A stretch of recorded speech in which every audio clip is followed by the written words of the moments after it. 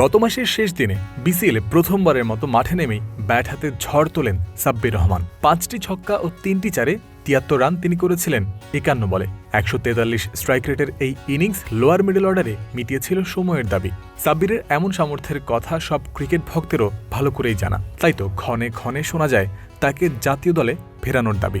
2022 সালে শেষ আন্তর্জাতিক ম্যাচ খেলা সাব্বির ভক্তদের মাঝে সেই আবেদন তৈরি করতে পেরেছেন, কারণ নিজের দিনে ইম্প্যাক্ট রাখার সক্ষমতা তিনি দেখিয়েছেন।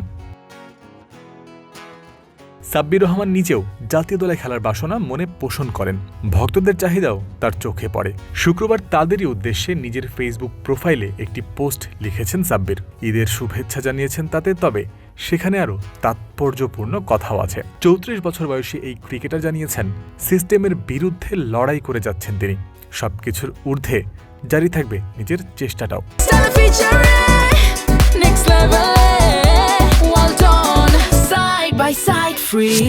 আমাকে বেশিরভাগ মানুষ একটা প্রশ্ন করে যে আমি কবে জাতীয় দলে খেলবো অথবা কবে ঢুকবো, তো আমার উত্তর হয় আল্লাহ পাক যেদিন হুকুম দেবেন সেই দিন ইনশাল্লাহ।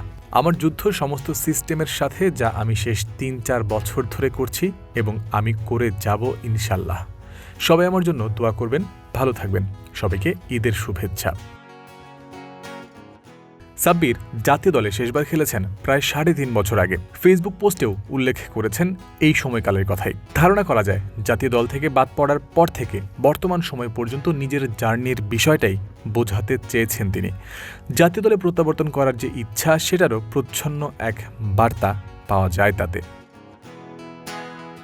জাতীয় দলের সুযোগ করে নিতে হলে এখনও একটা নির্দিষ্ট ইকোসিস্টেমের মধ্য দিয়ে তাকে যেতে হবে, যার প্রথম ধাপ হবে যেখানেই সুযোগ পাবেন সেখানেই পারফর্ম করা, নির্বাচকদের নজর কাড়া।